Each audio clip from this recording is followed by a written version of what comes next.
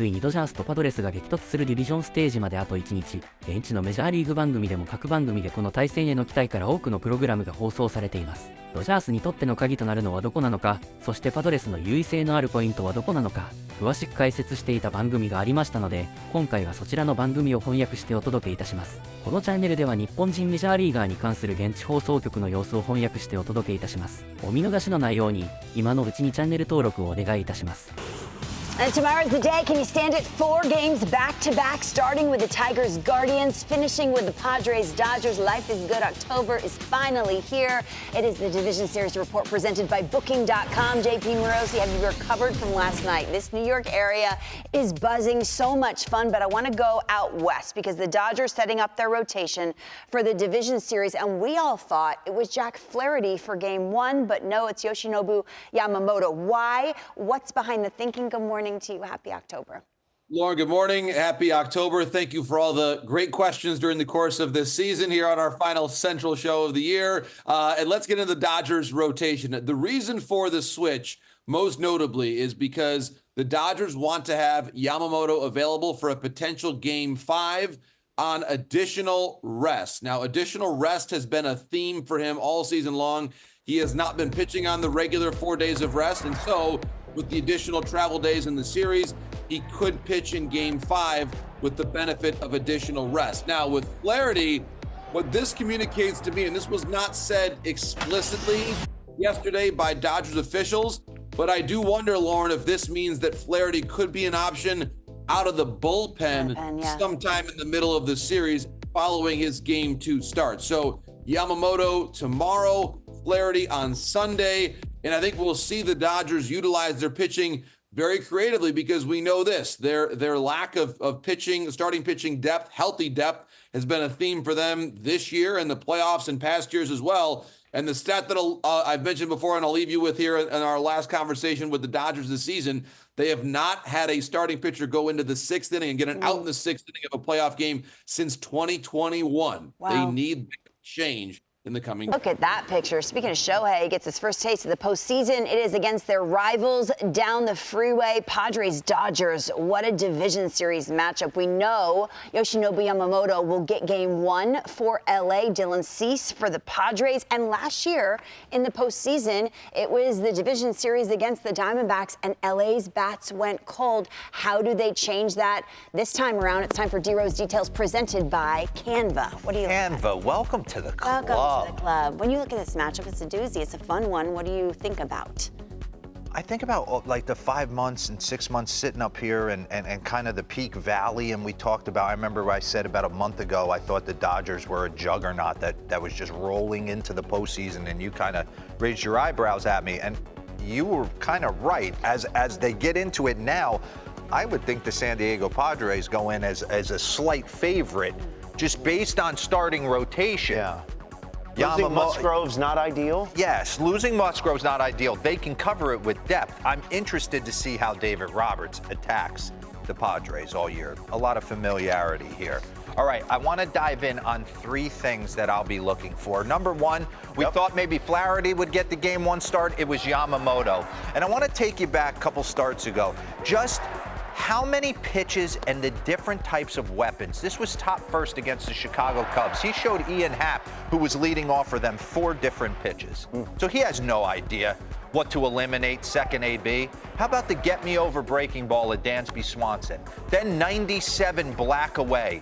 Then split change 92 down. Then split change 93 down. It's just a lot to cover, and he's not a guy who gets out on the mound and establishes heater early and then gets you into swing mode and then starts throwing the off-speed stuff. This is breaking ball, split, 97, 98, fumbling all over the place from pitch 1. And they need him to be great. And you know what? He should be great. He got absolutely paid to come over here. So you're getting the ball, and you better bear down. Here he is, 5th leaders, fielding independent pitching leaders, Robert. I don't have to tell you. No, we all know what that means. Control the controllables. Yeah, that's right? it. Chris Sale, Blake Snell, Skeens, the list goes on. And take a look at the different usage. Fastball 43% of the time, the split 24. It's just a lot to cover. maybe you let go of the slider sweeper. But if you put that in with the cutter and the curveball and kind of morph it all into one, you're looking at a 3-pitch mix there. How surprised were you about not going Flaherty game? You know, we were going through it, myself and Nays. It's just a way to make sure that you can bring Flaherty back. You can use Yamamoto the way you want to use him. Okay. If they set it up, you're not going to push Yamamoto the way you're going to push Flaherty. Yeah.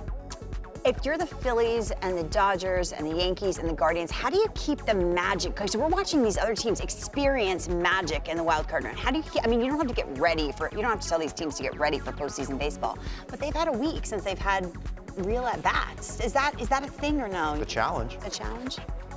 Yeah. I want the time off to Okay. line it up Want the the way time I off. want. I know it Even though favors Tatis is the hitting. Wild. I got it. Yeah.